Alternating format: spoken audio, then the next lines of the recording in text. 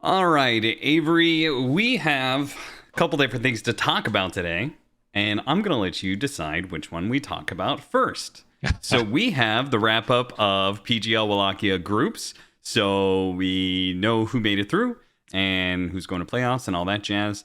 We also have the Abed and Gabby beef.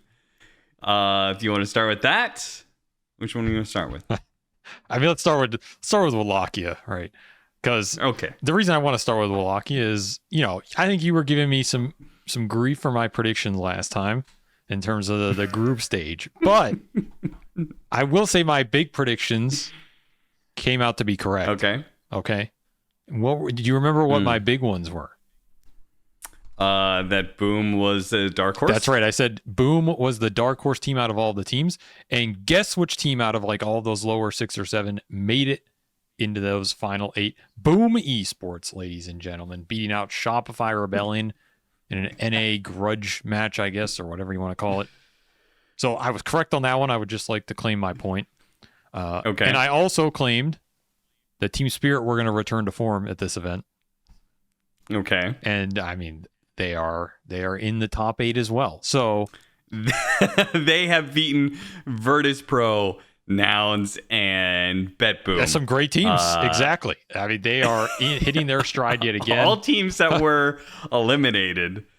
So whatever, man. The point is, you gave me some shit. They lost to Gaming Gladiators. You can't say they're in full form yet when they are a TI and Riyadh winning team. Is back in form too. So you can't really be hating. You know who you hating on here? Nobody. You hating on yourself. Okay, let's start from the top. All right, Falcons and Extreme got a nice clean 3-0. So not much surprise there. Extremely good at groups. Once again, show up undefeated in groups like they have a tendency to do. And Falcons, win in tournaments, have not really seemed to lost much of a beat here. Extreme did not lose a single game.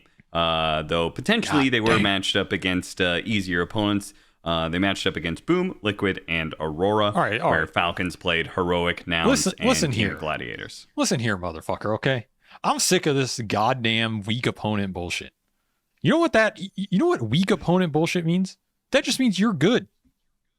That's all it means. You were the good team. If you're the good team, everybody you play is a weak opponent. So it's a meaningless statement. It doesn't mean anything. Like, what? If you're top in the group, you beat everybody you played. Statement. Therefore, everybody you played was a weak opponent because they lost? Yeah, to you. No. It's a meaningless statement. In Dota, I think it means literally nothing.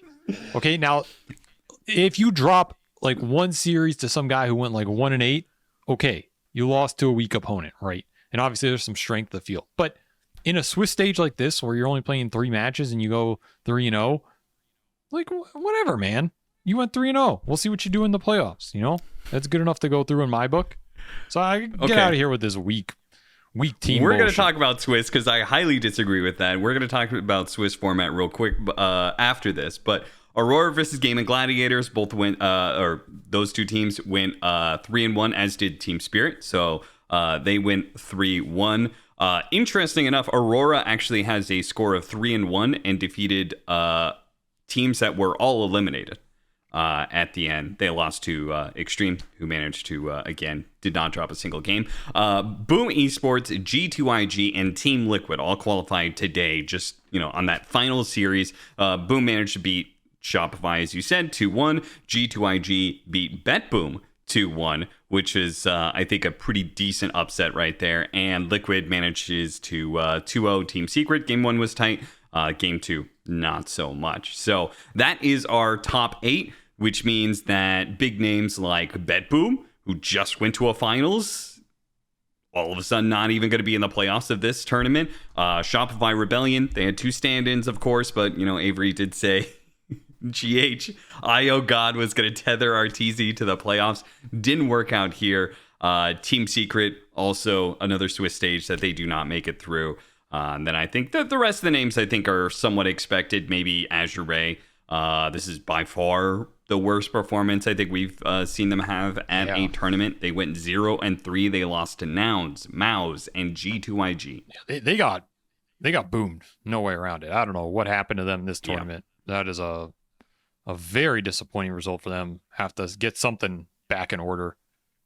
Pretty much nothing else to say about it. We just expect more from that team. I mean, Bet Boom just maybe lingering effects from that grand final where they got tilted by the All Chat? Question mark? Time to drop another question Apparently mark? they tilted right out of the building. Yeah, just after left. they lost too. They just left. No post game interview. I mean, I for kind of them. respect that. I mean, you should fine them for it for sure, but I kind of respect it. You know, take the fine. They're big boys. They can handle it. Big question here, though, is did Aurora just beat the weaker teams? Is that what you were saying? Like, okay, well, I mean, well, hold up. I want to talk about one more thing. I want to give a shout out to Nouns because, you know, we are both from North America. So I feel like from that position, we can be North America's greatest critics. And Nouns, even though they got eliminated, they went 1-3. They actually had a very impressive start to the tournament. They beat Azure 2-1. Then they went up against Falcons and managed to win a game against Falcons. They ended up still losing 1-2. Then they had just some bad matchups, man. They had to face up against Team Spirit. So they're 1-1. They had to face up against Team Spirit, go 1-2. And then their final series was against G2IG. Now, granted, they got 2-0'd by both Spirit and G2IG. You know, if I feel like if you are deserving of a playoff spot, you probably at least make the G2IG series close. I didn't watch the series, so I can't speak to that. But it was a 2-0. But they did have a very good start to the tournament. And probably a better performance than what their record kind of shows. I mean, so is G2IG just the ultimate, like, just when you think we're garbage, we make it team? I feel like they are. Every tournament with this team, there's a point early on, you're like, oh, obviously this team is not working. Like, what are they still doing? Something needs to change, blah, blah. And then, like, 24 hours later, they're in the top 8.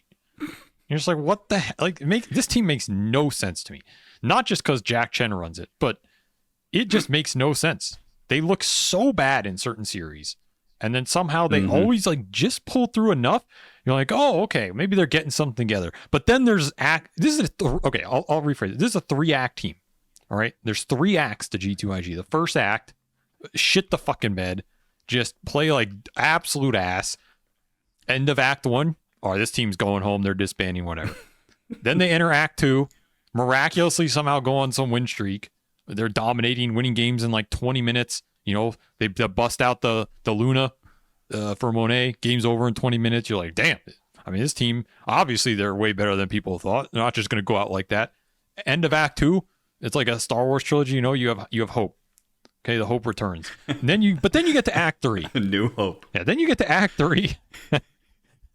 And I feel in my gut that Act 3 is not a good act for them, my friend. Something goes wrong in Act 3 every time. And the story is always a tragedy. Yes. Right. They build up your hope and then they rip it away. And then it's like, and then Baboka does something and you're just like, oh God. And then you're just back to square one. And then the next tournament, back to Act 1 with the hopium. I don't know. This team is just bizarre to me. I have no idea if they're getting better or worse. It's not even a question if they're good or bad. I don't even know what their trajectory is right now. Are they on an upward trajectory? Are they on a downward trajectory? Are they in a pit of despair? Are they getting shawarma? I have no idea, dude. I have no idea with this team. They're the biggest. So in the Star Wars universe, this is not the original trilogy. This is the prequels. Is that what you're saying? We're about to get to Revenge of the Sith. I mean, this G2IG honestly, playoffs. it might just fall be into darkness. All it might be is just the scene where Anakin gets his legs burned off. That's all it might be in the end. Like, it might not even be a full movie. It's just that scene, and then it just cuts, and then you have to sit in the theater for 2 hours. G2IG looking at the rest of the playoff teams. I hate you. Pretty much, and it's like they managed to crawl back, and like, you know, they can drag you down into the magma with them. But like, I don't know, this team. I don't know. I honestly have no idea. I've never been as confused as I am on the team in so long. I can't tell if they're disbanding, if they're regrouping, if they're on the out, on the in. I have no fucking clue. So, and I keep saying like, oh, let's see what they can do. You know, let's see another tournament. But like, honestly, the more I see, the more I'm just confused. So at this point, I kind of just want to like see less and hope like in a month after I stop paying attention that they're just good. That's kind of what I'm hoping for. Because the more I watch this team, the less I know about them. They are a pure enigma machine fueled by Jack Chen, legendary manager KBBQ. And I guess that's all fitting because Jack's confusing as hell to me. So I guess that makes sense. But I mean, Jack's out there grinding more Dota than his team is. So that's not a good sign, by the way. That is not a good sign. When Jack Chen is playing 20 games of Dota a day, I mean, the world is going into apocalypse mode, you know, like political regimes are toppling, wars are breaking out. It's a sign of impending doom to me. So that cannot. I mean, he probably started that when they went 0-2. The impressive thing about G2IG is that they lost their first 2 series. Of course. And then they managed to run it back. Course. 3 wins in a row. Of course they did. Like, this team has to be on the brink to start playing or something. I don't know. Maybe, I mean, some of these old Chinese teams, they have some of the older school Chinese players. Some of those guys are a bit like, they're slow to start in the tournament, and then they start yelling at each other because they lose a little, you know? And then the fire gets lit. And then they're like, all right, now let's start figuring some shit out and catching up to the meta and drafting better and playing. So maybe they're just maybe they're just an old school Chinese team that I just haven't seen for a long time since, like, you know, the Wings type era, those teams that were around them, not Wings, but the other guys. That's 5 or 6 years ago now. I think the Chinese teams got a bit more modern in that aspect, especially with LGD, the rise of LGD. I think they modernized a lot of the team structure in what a Chinese team looks like, but maybe these guys are just more old school. I don't know. I mean, whatever works for them or whatever doesn't work for them. Power to them, you know. They're a fun team to watch. So you saying Boboka needs a little bit of danger? I mean, I'm not going to say that. But Adrenaline I will seeker, allude to maybe? it. I will allude to it, but I'm not going to say it because I'm not going to put that on myself. But yeah, interesting tournament so far. I still expect Spirit to win it somehow. I don't know why. I expected that at the start, but yeah, I'm glad my predictions came true and Austin's were all wrong, and I think we can move on from that. Yeah, very satisfied. All right, okay. Mao's lost against Aurora, Bet Boom, Liquid. Yeah, like that's a rough matchup right there, and that leads me to my thing. Okay, we're back to the. I've seen I've seen a lot of positive feedback about Swiss, and I personally like Swiss. Yeah, I like the Swiss too. As a viewer, as a viewer, I like the Swiss format. Okay, but I think people are maybe forgetting there was that period of time where we did a bunch of Swiss format, and Swiss format, while it is, I think, good from a viewing perspective, it is not necessarily the best format, especially for competitive environment. Especially, I mean, Knoxville always says we're doing the wrong Swiss format. I don't know what that means exactly. Swiss is apparently for seeding, not for elimination. But yeah, I will say that there are some clear things about Swiss where you have teams that get to playoffs through there's just a lot of luck. There's a lot of RNG that goes into who you match up against. Again, Aurora faced up against Mao. They beat Mao's, Bet Boom, and Shopify. Right, all teams that end up getting eliminated. Bet Boom's a good team, sure, but they're all teams that got eliminated. I'm not going back to the weak team merchant bullshit, but man. There are teams who made it to playoffs and beat teams that also made it to playoffs. You know, so there is a differing in strength there. There is. Okay, but you know what doesn't have RNG, Austin? Skill. Being good is not random. If you're good, you'll move on. If you're bad, you go home. Like, I'm looking at this tournament. You're telling me that the top 8 compared to the bottom 8 there isn't a clear shift in terms of performance and power relative to their rankings over the last 2 or 3 months? I think the biggest upset in all of this is maybe Bet Boom. Like, Azure Ray bombed out, but a couple teams are always going to bomb out. Bet Boom not making it, you could argue, is like, it's very close. They had some very close series, and they probably are a top 8 team this event and didn't perform up to expectations. But the rest of these, Falcons, XG, Cayman, Spirit, Liquid, I think you'd have all of those in your top 8. So you have a couple underdogs, you know, G2IG or Boom. And you have Aurora, who I think can be a top 8 team easily. They just haven't been in form for like the first half of the year. I don't know if this was that bad of like a top delineation. Of course, for the top teams, when you look at, if you say Falcons Extreme, like, they're going to make it through any group stage format. Yeah, because they're good. Okay, that is not where the group stage format matters. The group stage format does not matter for the very top of the pool or the bottom of the pool. Those guys will make it to their position no matter what. It matters for the middle of the pool. Yeah, it matters for that line between who gets eliminated and who doesn't. You know who else it matters for, Austin? The viewers. The viewers. It matters for the viewers that it's interesting and fast. So middle teams get fucked. Welcome to the future of Dota 2, where the group stage is faster and more entertaining, and I am all for it.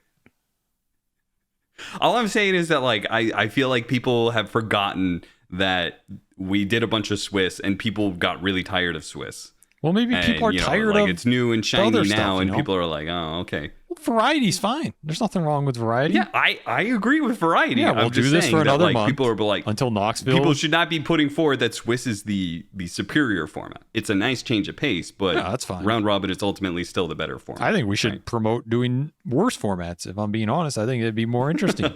Have like some like what? Disgustingly bad format where some team has to play 10 games and one team only has to play 2. Just go back to that. In fact, if you remember, we had glimpses of that in the old DPC format, where when you won your DPC league, you got put into the top 6. You remember that bullshit? Yeah. Which is what it was. It was bullshit, straight bullshit. And then the fact it was so bad, you knew, because the teams that won complained. The teams that got put in the top 6 complained because they didn't like just going in that series cold versus a team that had played and maybe won like 6 or 7 series before them to get there. Mm-hmm. So like that format was so bad that the winners and the losers bitched about it. That's when you got a winner. I think we should go back to that one.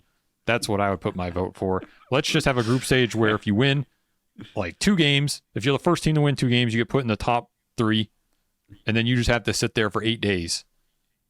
In fact, with time rating, yeah. So you play Swiss, and like there are like 2 series going on at the same time, and whatever team wins faster, that's right, than the other team that's going to win that other series, they get into the top 3 with the other that's team. Right. And in fact, we got to save costs at these events, so we're going to fly those teams home for the week. Right? If you get to the top 3 off the group, you fly home for a week, and you come back after 7 or 8 days. There's a huge money saver for all those TOs out there. That's at least $500,000. You're welcome. And like we're good. We're good.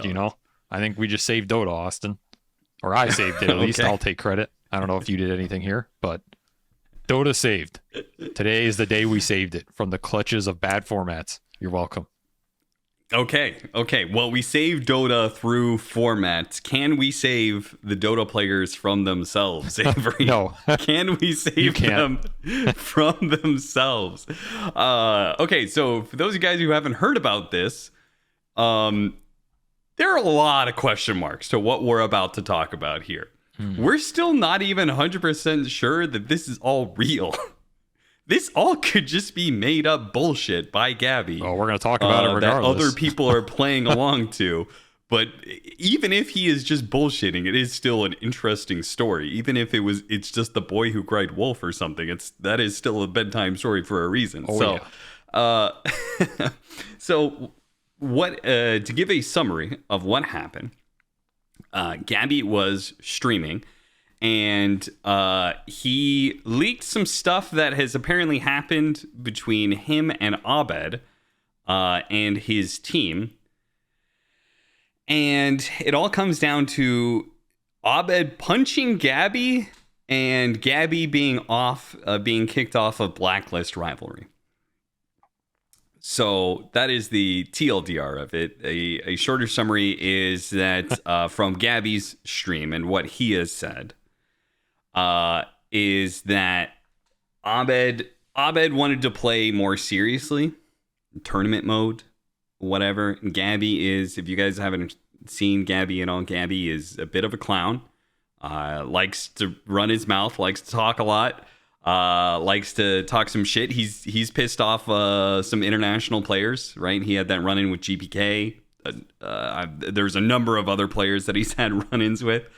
So for some reason, Gabby took this personally.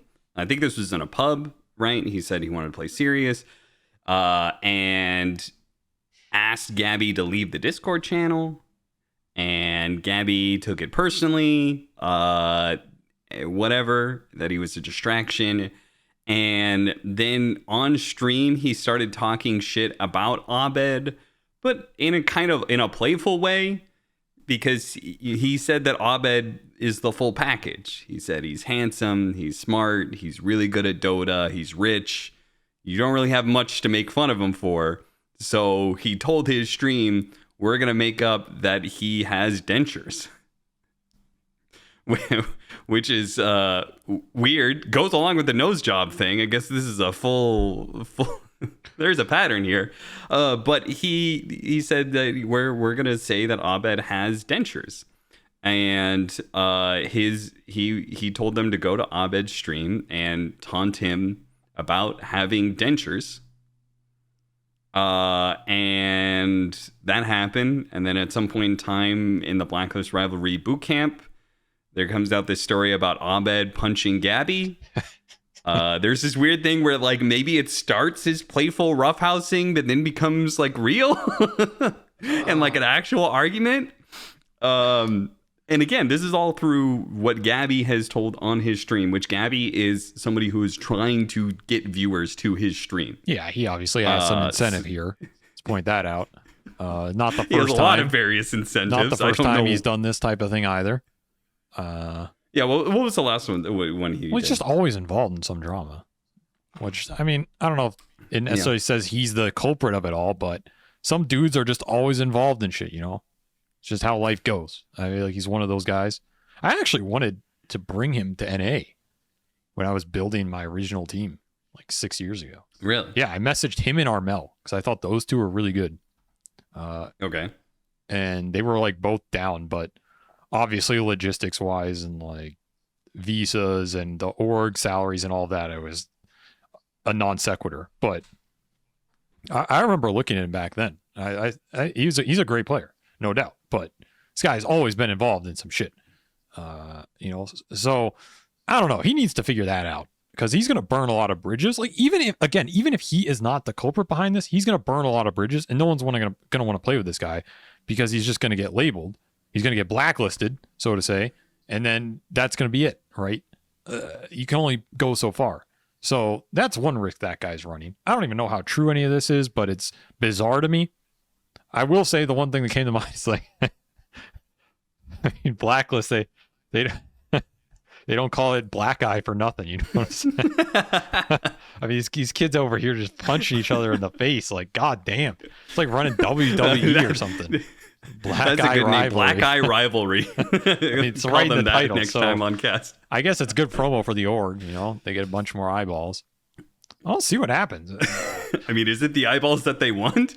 So I don't know whether or not this is true, but Blacklist Rivalry's private Facebook group has put out a thing like, hey, we're gonna talk about this. Okay, my other question with this, I don't know why they have a private Facebook group. That's just weird. My other thought of this is like, you know, imagine you're Abed, right? I take you out of Southeast Asia where you struggled to do anything, kind of. I mean, he had some good runs, obviously. He was a good player at the time. Yeah. Boba takes him out, puts him in NA. Puts him in NA for like 7 years. A really long time, honestly. 6-7 years, maybe. They have some pretty good results. But then people kind of say you're like a TI choker or some shit. You make a crap ton of money. You're set for life. You're like, all right, I'm kind of done with this North American thing. Time to go home. You know, you go home. You go on a team. Within like 2 months, this shit starts happening. Do you regret your decision? Are you like, you got Boba on the hotline right now? Like, yo, Boba, how's Yopaj working out? You know, I hear Yopaj and Gabby got some shit. Maybe you sneak your way back in there. You know what I'm saying? So I don't know. That situation for him is mega weird now because I feel like he's also the kind of guy who just one day he's going to stop playing. And you're never going to hear about him. That's the vibe I like Anna, right? I mean, he's playing and you still don't hear about him. Yeah, this he's is a the most very quiet news dude. I've heard about Abed for his entire career. Which is also why I find it really strange. I just don't see him as the player to be involved in this kind of thing. I also just think he doesn't care enough. Not like he's not motivated, but I just don't see. He is not some super high energy guy who's going to get involved in shit like this. You know what I'm saying?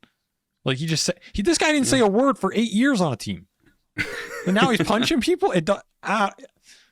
I mean, if it happened, it happened. But like, I mean, it might be, the term code switching. It might just be different when he's back in like his environment. That's what I'm saying. Like, did the beast get unleashed or something? Like, or did this guy just have so much pent up rage? Like after 7 years of playing Storm Spirit first every game, he just took it out on the first victim. Like Gabby just crossed his path at the wrong time.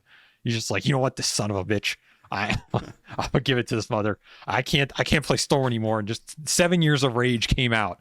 And for Abed, that's like a fist fight, I mean, maybe we're thankful it didn't happen as an actual psychopath.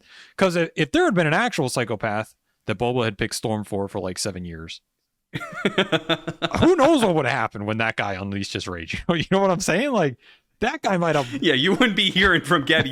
You'd be getting it on the newspaper headlines. CNN, Like mass murders entire apartment floor, with like claiming Dota 2 ruined his life or something. So maybe this is like a good outcome. I'm not condoning it, but like maybe we got away with something on the lower end of the spectrum. You know what I'm saying? So there could be a lot of fuel to that fire, but I'm gonna wait for further developments. I don't like jumping to conclusions too much. I think Dota scene jumps to conclusions a lot about who's right, who's wrong, who did what, and half the time none of it's even true, and it's, oh, look, here's a new arcana. So like, I don't know. We'll wait and see.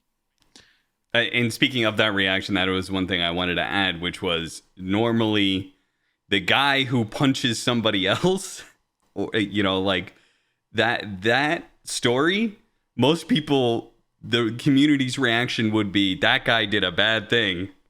But I feel like I've seen more of the community backing Abed over this bit, which again, told from Gabby's perspective, maybe Gabby, doesn't sell himself the best, but like it's still, he was sitting there watching basketball and got attacked by his teammate. Like he's supposed to be the victim in this story, and yet the community has been like, yeah, Gabby deserved it, which is apparently just the C reputation that's what I go back he to. has built up with his audience, is that like people felt like he deserved it, which is kind of crazy. I mean, you can only burn so many bridges before people just automatically assume you're the dick in the situation, Like, it's, you remember, it's like when Eternal Envy kicked Gunner. That was like, he got so much bad faith for that, right? Oh, yeah. It changed a lot of his character. And then this guy went from being like, he makes dumb plays and does dumb shit, but people generally loved him, to like, oh, well, now we're going to view some of his actions in this lens of he was an asshole to Gunner, so now he's an asshole. That, like, public perception just changes really fast on that stuff. So you got to be aware of it if you want to control it. If you don't care, then you don't care. I mean, that's one thing too. I don't know.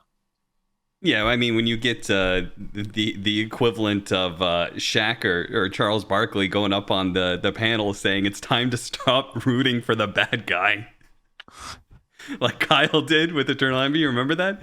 How did you feel about that, since you knew Eternal Envy better? I mean, how do I feel about Eternal Envy, or like the public? How did you feel about Kyle going up on his soapbox and telling the community, basically, Jackie is a bad guy and you guys need to stop enabling him? I kind of respect Kyle for doing it. Like, he can speak his opinion on something. If he believes that and he wants to say that, like, power to him, right? I don't know who's some like ultimate authority or judge of moral character, I guess. I'm not going to sit here and pretend I am. I mean, whether that was the place to do it and the way to do it, I don't know about that. But like, I guess power to him for speaking his mind. I think Envy would maybe agree with some of it. Like, I don't think he did a lot of good things early on, but I don't think a lot of Dota players did. Like, that's one of my biggest gripes with Dota, is I think you have this hero mentality, because as a viewer and as an outsider, even me to some degree now that I'm not on these teams, is like, you see these guys play and they're just like cool dudes who play the game. Like, look at how cool they are. And they're like, you see them in an interview and you're like, I love my team, blah, blah, blah, And like, I'm not going to name a number or a name here, but I feel like maybe 75% plus of Dota players have some like shit hidden in the closet. You know what I'm saying? Like, to varying degrees. It could just be like they've been an asshole teammate in the past on the lower end of the spectrum, but it could be very high up on that spectrum too, of like, we've seen some very racist remarks in pro games. We've seen like this level of stuff, right? And so I'm not saying anyone's perfect or whatever, and like you try and stop this as much as you can. I don't want to get into those more arguments. All I'm arguing here is that perception-wise, the perception right now of Dota players is, or just of esports players or athletes or any of these people in general, is always very high by default until you prove people otherwise, right? Like that's just how society works. So, you know, people are going to assume that all these Dota players are like good dudes until proven otherwise. But once you prove them otherwise, you get put in that other box, and then you're fucked because it's really hard to get out of that box. Like it's almost impossible. That's true. Nobody Quinn's is trying to get out of that box right now, exactly. man. He's trying real hard to and get honestly, out of that box. I think he's done a pretty good job because it's not easy. I think so and too. he's redeemed a lot of his character. And there's been other instances too. Like I said, there was the instance where players got besmirched for their in-game racist remarks, rightly so. Mm-hmm. And some of those players tried to redeem themselves and apologize and work through that, which I think is fair to give them that chance. But that's a hard process because you have to regain people's trust and or regain their faith that your character is actually changed, right? Which we know in the real world, sometimes people change and sometimes they don't. So it's hard to convince people. So this goes back to this problem of you start getting involved in this stuff and it adds up to your character. If you get put in that other box and that perception shifts, it is really hard to get out of that. Really hard. Which also goes back to your point of should Kyle have done something like that, or should people call people out? That's why it's a little dangerous both ways. If you think someone's a bad person and has done bad shit, you should call them out, right? 100%. Mm-hmm. But if you don't know, if it's some murky area where maybe this guy did this, I second, third hand heard it, but I don't know, and the guy who told me is an unreliable source, are you supposed to go out and ruin this guy's potential career entirely on a rumor? It's we're sitting here discussing this Abed Gabby thing. How, to what degree is it true? We don't know. We have no idea. Absolutely 0%. Again, there was a lot of people when this came out were Gabby is making all of this up, and it's literally just advertisement for his stream. We don't know. We don't know. So the danger is, it's almost, at a certain point, it almost doesn't matter what happened. It matters what the perception is, and for him, in terms of if he wants his career to continue and be in a good spot and get picked up by teams, right? And that's a very difficult thing to control. And there isn't really a stable media in Dota or esports in general compared to mainstream competitive sports. So it's a lot, I guess that's for better and worse. It's both easier and harder to control the narrative sometimes. But I think in general, it's maybe easier for Dota players because they can just make a post, right? If you're mind control and you say something bad in the game, you can apologize for it. You can just make a post, redeem your character, and move on, and change as a person. And you can just do that. You don't have to go through a media outlet. You don't have to have somebody sign off on this, right? It's a lot more direct, I guess. So I don't know. It's very interesting. But I do think the public perception of Dota players is an interesting topic. And I don't I don't know where it's going to end up after all is said and done, in 10 years, if Dota is dead, or in 15 or in 5 or wherever down the road, and all these people grow up and maybe people start talking about all this shit, it's are you supposed to idolize everybody without knowing it? Or do you just idolize their achievements without the person? There's always this mixed bag, I guess, in everything in society. So I don't know. I tend to just doubt everybody until proven otherwise. That's my motto. So it hasn't worked out poorly for me. All right. Well, the final thing, I guess, to wrap up is that this ties in with previous discussions. We talked about, so I had that podcast with Skeeter, and we've talked about it. The fact that he said that, these tournaments need to be more top heavy. And I thought there was a really interesting remark in Counter-Strike. There is a talent called Sponge, former pro player, now talent. And he remarked on the prize pool for a recent tournament that just finished up, ESL Pro League Season 19, needing to be more top heavy. So to give you an example of the prize distribution for that tournament, it was the $750,000 tournament prize pool. First place got 22%. So 170,000. Second place got 80,000, which is 10%, and third and fourth got 6%. There were 32 teams, so twice as large as most Dota tournaments are. So maybe that's a factor of why that percent, 22%, is so low. When we look at like TI, and we're usually looking at anywhere between 40 to 50. We've had, again, TI1 was over 50%. It was 63% or something like that. So I guess I wanted to know real quickly your thoughts on what should first place be getting? What should be top 4 be getting? What percent of a prize pool should they be getting in esports? I mean, I guess there's 2 answers to that in my mind. The simple one is 38%. Why 38%? I don't know. It's just like where it should be, you know? I think 40 is too high, and I think 33 is too low. So 38. I'm just going to say 38. That's my easy answer. Okay. Sure. And I think the more complicated answer is like, in a world where the tournament is receiving its funding from different sources, I think you have to take it into account a little bit, right? Like, so what I mean by that is, for example, if you look at competitive leagues, a lot of competitive leagues, there aren't super high prize pools compared to player salaries. Like, I think even in League of Legends, that ratio is way more even than in Dota, for example. In CSGO, I think it's more even as well, though maybe that's like somewhere in the middle. But, you know, like a league player getting 1 to 5 million a yearly salary, not uncommon, right, for the top guys. And I think Worlds has never had more than, 3 to 5 million prize pool or something. So that ratio is way more compressed. And I think that's way more common. You look at things like all the traditional sports leagues in the world, that's kind of how it's oriented. You know, if anything, that ratio is at the other extreme, where you have guys getting 50 to 100 million a year, and they're playing for titles mainly, and not so much, like, they don't get any prize money off the tournament. So there's obviously a huge spectrum here. And Dota's at that other extreme where it's much more prize pool skewed. It lasts, at least when TI was big and Riyadh's still big. If that goes away a bit, then I think it'll go back towards even, honestly, because I think player salaries are pretty high right now, but not that high.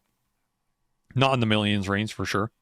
And so the question is like, well, why does this exist? And I think it's just due to where the money's coming from, what the TO can make off it, what the league can make off it, what the players are generating in terms of value that helps contribute to that. And right now in Dota, players do not contribute to it. That's the simple truth. Like, players do not contribute to the net worth of the Dota 2 scene in any meaningful way. That's how I view it. Like, they just play. They show up at a tournament, they play. Sometimes, like Bet Boom, they just leave before doing an interview. Go fuck yourself. You know, maybe they made a mistake, but it's still hilarious to me. And they do like some content, and that's it, right? And not all of that is their fault. I'm sure if certain things like media rights or content rights or merchandising or like a built-up league that Valve had made that could generate all of these things more stable, if those existed, then maybe the player could generate more value, right? Because then their individual brand likeness would be worth more. So it's not all on them. But I'm just saying right now, given the situation, that I think that's how it is. And so therefore, the player salaries are lower than they are in something like a league or a traditional competitive sports side, because there's not as much money coming in based on you investing or paying the player more, which means you have to raise like the tournament prize pool to make that player as equally invested in staying in the scene. And then you're kind of like racing towards the bottom here. So as long as that's the case, all this is a long way of saying that if the tournaments are still based on a TO or Valve or somebody just putting money in a pot and you winning it, then I think you're going to continue to see very top-heavy tournament percentages. The more that is, like when TI is worth 50 million, you're going to see more of that go to first place. It's going to be more top-heavy because that TO wants to get the most out of the money they're putting in the tournament, and the way they do that is to build first place as large as possible. So the storylines and the stress factors leading to that point are as great as possible, which is what Valve did, right? When you are playing TI with a $40 million prize pool and first place gets 20 million, that generates news articles. That's huge. That creates a lot of tension and hype around the event. If first place out of the $40 million tournament got 2 million, nobody gives a shit who places where, right? It's irrelevant because everybody gets the same. So if the money's coming from the TO, they have a lot of incentive to stratify it really large. They have almost no incentive to pay these last teams anything. What does it do for them? Absolutely nothing. The team's going to show up at their event anyway. They're going to do the same amount anyway, right? It's not like they get extra media time or rights or merchandising from that team because they're paying them nothing. So fuck them.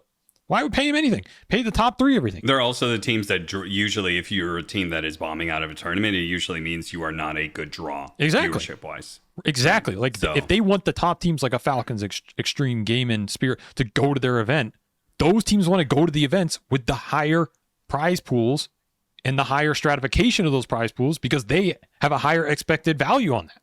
They are expected to win a higher chunk of it. So of course, someone like Skeeter is going to be like, yeah, let's give first place 60% because his EV of that is really high right now, right? But the TO also is okay with that because they want to incentivize that team to come to their tournament and be happy. And that guy's going to be happier if he's getting paid more. You know, the food at the buffet they care about the top 8 teams when you get paid going 60%. To the tournament. So until that changes, you're not really going to see it, and it shouldn't really change either because the incentives aren't there. Now, if it goes to a place where teams and players are generating more of their individual value across the board, then you even out that playing field, but then it's likely going to happen through player salaries anyway. So, like, it's just a product of how the Dota scene's been built, and I think at this point, it's just what it is. It's not going to change because I don't see you changing all of that anytime in the short term and probably not even the long term. But for people to argue that the prize percentage in Dota is low for the upper teams, I think is kind of laughable compared to like anything else in the world. Like what, you know, what other thing can you compete in? And if you win one tournament, it's like 90% of your earnings for your entire career, including salary, right?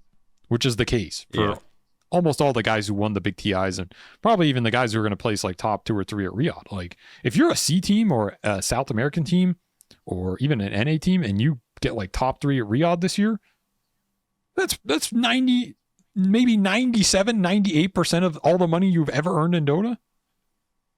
And it's not top heavy. You're like, what are we talking about here, man? Like, I don't know. It's like the least communist esport ever created since inception. It just threw money at the top dogs since the start of time, and it's still doing it. Yep.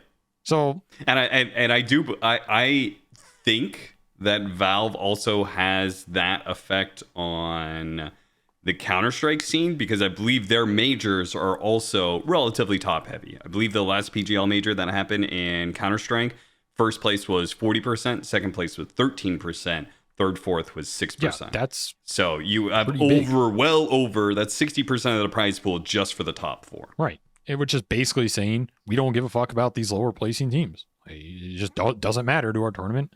We're not going to invest the prize pool in them because they're not generating any extra value for us. So thanks for showing up. Goodbye. You know, you were a sunk cost for us. We had to pay for your hotel rooms and flights, and you sucked ass and didn't create a storyline. Maybe next time. So like, what's even crazier is that's single elimination as well. So there's higher variance. Yeah, I mean, I hate it as a player. I hate it. Right, I went to these lands like Singapore Major and stuff, and you play the qualifier for these, and you invest time, and you go in boot camp, and then you play a 2-week tournament, and you travel there, and you even get out of groups, and then you get like 9th to 12th, and you get 0, and just like, what the hell are we doing? As a player, it feels awful, which is why I will never support playing people 0. I think if a team goes to an event, a player plays that event, they should get something no matter what. And I think it's already very top heavy in Dota. But from the TO side, I understand the perspective. Like, why would I want to pay this team anything when all I'm doing is taking that money away from the hype generation of the top 3, and I'm already paying a lot to generate that hype because I'm in Dota, and that's where the hype is generated, is big prize pools, right? So like, if you're going to invest in the big prize pool to generate the hype, you may as well go full board with it and just be like, you know what? First place, $2 million. Second place, $1 million. Third place, here's a fucking airplane ticket. You know, like that's goddamn hype. Because when you're in that second, third place series, you bet your ass that's going to be some stressful high 10 series. And the casters are going to go apeshit because it's like, oh, $2 million dream coil, right? Or, oh, airplane ticket, Miss Chrono. Like, that's some hype right there. That's what generates it. They get their value. If that's $100,000 airplane ticket and everybody else got 100,000.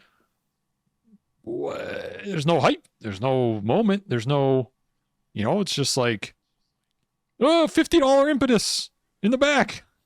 I mean, congrats. There's I feel like there's a really good skit opportunity here. Back when ESL had the Mercedes sponsorship, do a Glengarry Glen Ross skit. First place you get a Mercedes Benz, E-Class whatever. Second place a set of steak knives. Third place you go fuck home. That's right. That's hype. That was a great movie. That's one of the reasons why the stakes were high, right? They set the stakes high initially. That's what the prize pool does. So I understand it. And until the incentives for that change, it's not going to change. But the fact that people want to make it even more extreme, I mean, I guess I'm for it. I don't give a shit. Like, I'm not playing for it anymore. So I'm kind of for it as a viewer. But from a team perspective, like, they should obviously be against it, because for 90% of teams, your EV probably goes down if that happens, right? So like, you should collective bargain and be like, no. But obviously all the top teams are going to vote for it. Like, you think Team Spirit cares what last place in a LAN gets? They probably don't even get the check out of the mail, dude. Like, this collapse guy goes down, this Yatoro collapse guy goes down to the post office in his Lambo. And the guy's like, oh, here's some checks for you. And he just asks the guy if they're like over 6 digits. The guy says no, he just shreds them. Like, you think this guy cares what he's getting for fucking 9th, 12th place at a major anymore? No.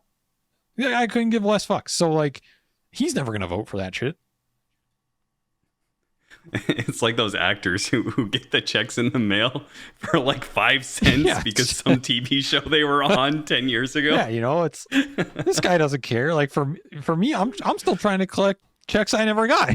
But for guys like that, it just doesn't matter. So that's why you can't listen to Dota players that are winning, man, because the guys that are winning have every incentive to keep things the status quo, which is usually kind of bad for everybody else in some way. And it won't promote change, right? Like, they don't want to change anything because they're winning and everything's great for them, So what can you do? In some ways, I think it was good that Spirit won this last TI, because if they didn't, I think whatever team would have won it would have been really sad. Like, you went from a 40 million, like, Team Spirit won it 2 years prior. They got $20 million, and you win this one, you get like 200K or whatever it was. It's like, damn, like, fuck me, but at least Spirit won it, so they can just at the wrong time. They can just cash it into their bank account. And I mean, imagine if that's a repeat this year, just Riyadh versus TI, and it's a different team that wins TI. The team that wins TI versus the team that wins Riyadh. I don't know how it's going to feel, but probably not great. They're like, oh shit, we peaked like literally a month or two later. Brutal. I mean, brutal. Yeah. All right, that's going to wrap up another episode of Not For Broadcast. We are going to be flying to Sweden. We're going to Dream League. We are going to try and record there when PGL wraps up. So between travel and rehearsals and media recording and all that sort of thing, we're going to try and fit in a recording for Wakia and talk about whatever happened there, and talk about the Dream League groups and the upcoming matches that are going to be happening there. And then we'll try and record again when we're in Sweden. But that is just a general heads up of things might not go as planned. So we'll see what happens. Hopefully, we'll see you in Sweden.